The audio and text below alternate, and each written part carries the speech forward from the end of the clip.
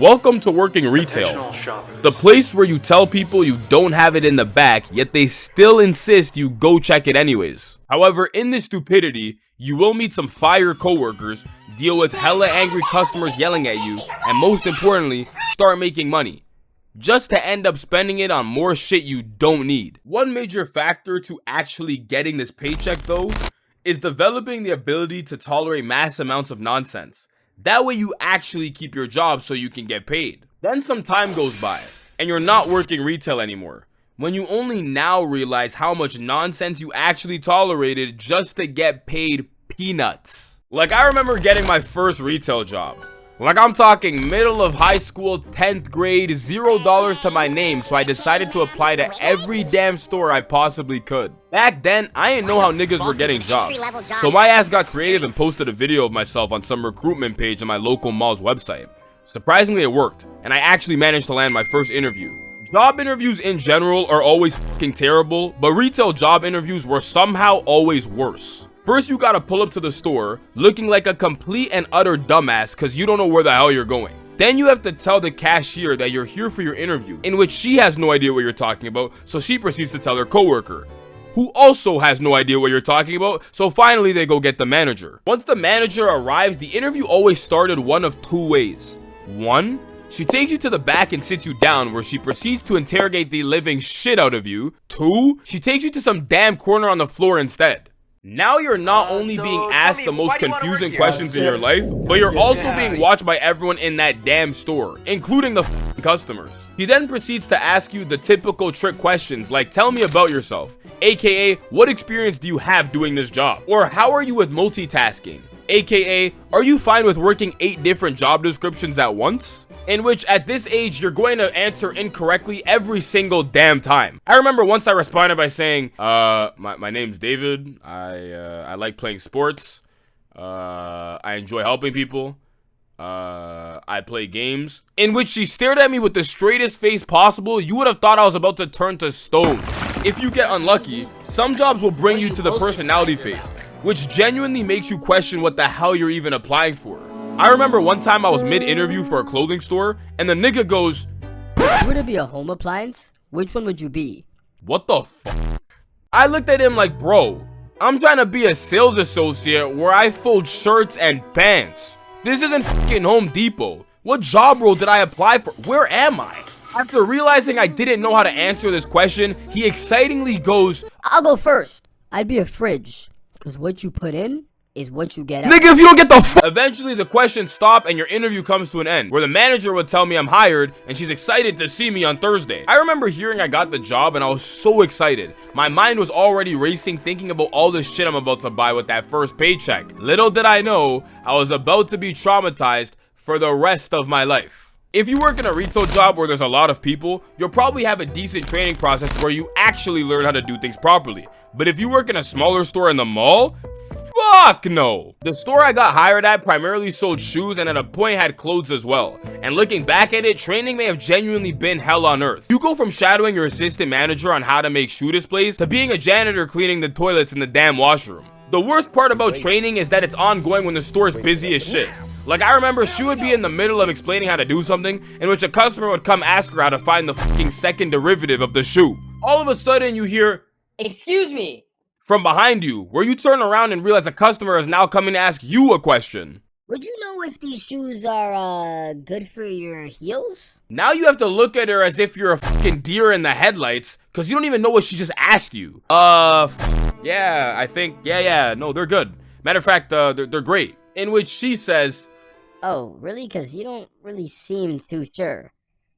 After awkwardly staring at each other for what felt like 10 minutes, your coworker comes to save you and proceeds to assist the lady. Finally, your assistant manager comes back, where you proceed to follow the same drown under the water training scheme, aka free ball, until things start making sense. They never started making sense. Retail schedules have always been the most confusing thing known to man, considering the fact that you either get too many shifts all over the place or got absolutely no shifts at all. It ain't like a regular job that has a consistent set schedule. You know, pull up at 8, leave at 4, Monday through Friday. You actually get a say in your schedule by providing your availability, is what I thought. For some reason, every time I had to give my availability to my manager, at least 4 of those days would have to be available per week, and half of those needed to be closing shifts. They would always tell niggas that your availability didn't necessarily mean you were guaranteed to get scheduled on every single shift. What they didn't tell you is this would only actually occur as long as they had closers in the first place. Now you have your schedule in which Monday to Wednesday you're written until 9:30 p.m, aka till the store's clean, because you would never actually leave on time. And if you're lucky, you might get a morning shift on Saturday.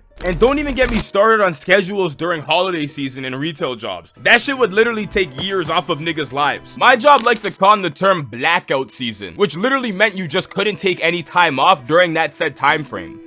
Excuse me? Like, you mean to tell me my retail job is that serious? I absolutely have to come in? Like, it would be the beginning of the winter, and so because Boxing Day is right around the corner, instead of spending Christmas season with your family, you're now in aisle 4 stacking boxes of shoes on top of each other while listening to the worst Christmas remixes of all time. What kind of system is that? Because God forbid they just coordinate properly with the team and actually schedule people who would like to work. Granted, we were a smaller store, so it may have been a little bit harder to find people, but I'm sure some niggas would have still wanted the time and a half if they would just ask. Around this season was always peak time for the Hall of Fame opening shifts, which were literally 2 shifts back to back, causing you to close the store, get home, go to bed, and wake up and go straight back to the store again.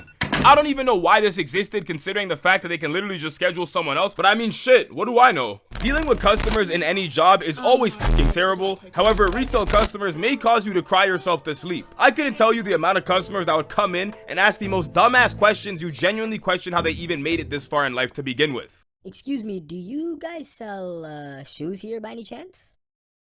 Excuse me, where can I find the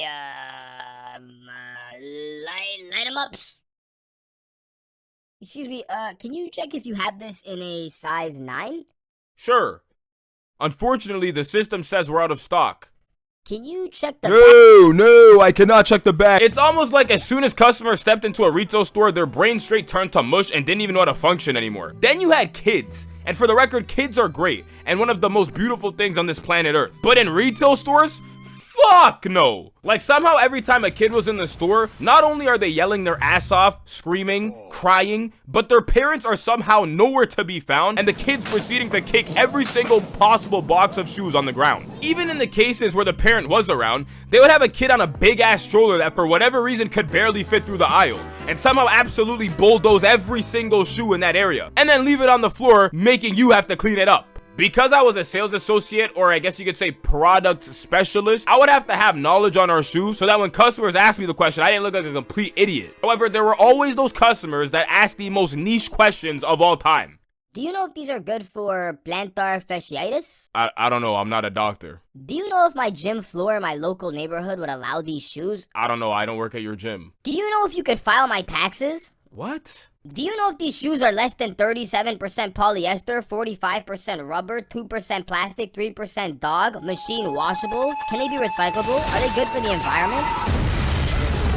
Your retail store manager not only determines your sanity during your working hours, but also determines how long you would be staying at that fucking job. You would think that because they were hiring high schoolers, they would be a little more understanding. However, if you're like me, you've dealt with some of the most corrupt managers of all time. Niggas would show up one singular minute late, and then the next thing you know, they're on the verge of giving you a write-up. Or it'll be the end of your midday shift, where you're finally packing up and you're about to go home. When you're about to leave the store, the manager looks at you square in the face and goes, Where are you going? Home? You can't leave until your section's clean. What the fuck? You'll be chilling at your boy's crib when all of a sudden you get a notification on your phone talking about your schedule has been updated. After unlocking your phone and opening the app, you realize you're now supposed to be opening tomorrow morning instead of starting at 5 p.m. because your plans never mattered. And I dare you to ever try and tell your manager that you can't make it to your shift. The way she finna look at you before she utters the classic, then you'll need to get someone to cover your shift. Fuck!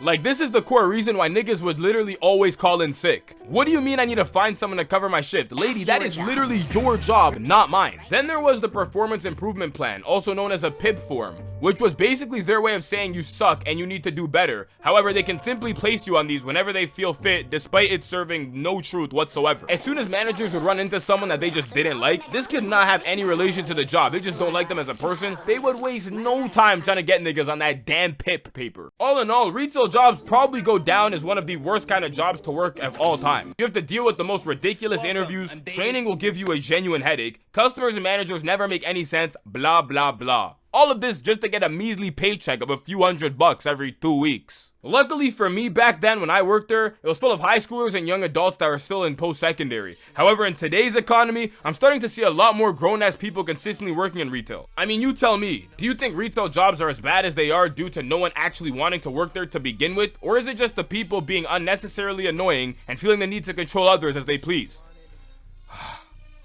I gotta cut this shit off, man. I'm starting to sound crazy again, bro. Kiss that, kiss that, kiss that.